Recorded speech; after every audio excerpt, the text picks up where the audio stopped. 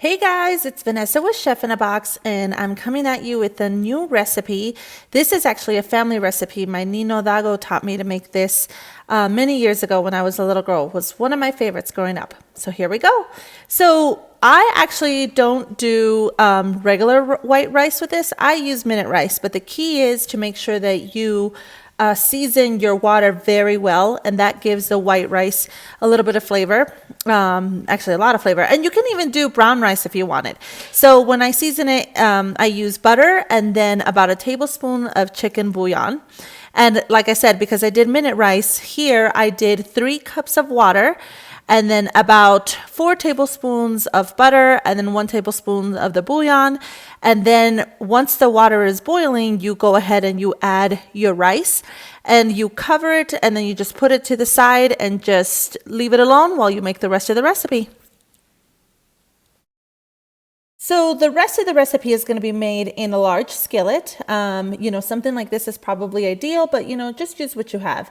So here I have 1 pound of bacon, and I cut this up into cubes, and I add a little bit of pepper on it just for flavor. And you just cook it until it is about 3/4 of the way done. You don't want to cook it all the way because then it's going to be too crispy, but about this is where we go. So after your bacon is about 3/4 of the way done, you're going to go ahead and take it out. Try to leave as much oil in there as possible as you're scooping it out. Obviously, some does come out, and that's okay. And we are going to add chopped or cubed pork. You can either buy it already cubed ready to go, or you can either take pork chops and also just chop them up yourself and put them in there. Either way is fine. And I season with a little bit of garlic salt and lemon pepper. And this you do go ahead and cook all the way until it's done.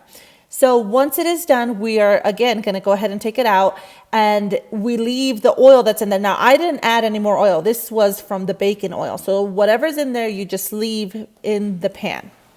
So the next step is to go ahead and fry your veggies. For this recipe, I used 6 celery sticks, and I minced the celery, and 1 large carrot, which I shredded.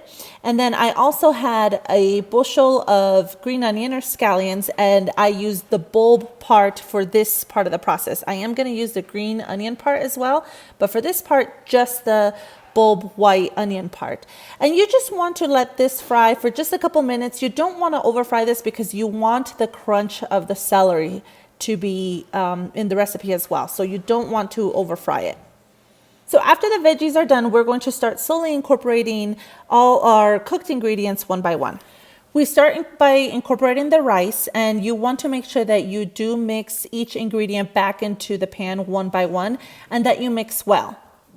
The reason why you don't want to just dump everything back into the pan and then try and smush it all together is because that's exactly what will happen, is it'll become smushy, or the rice can get sticky. So you want to keep your rice nice and fluffy and only add the ingredients one by one while mixing them each and every single time.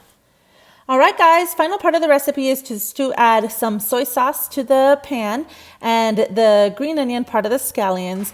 And you can definitely add some more soy sauce if you'd like. I usually just put a little bit and then put it on the table and let everybody else add their own as they go along. And that's it. Well, I hope you guys liked it. Comment, send me a message. Let me know what other kinds of recipes you'd like to see me try. Thanks so much.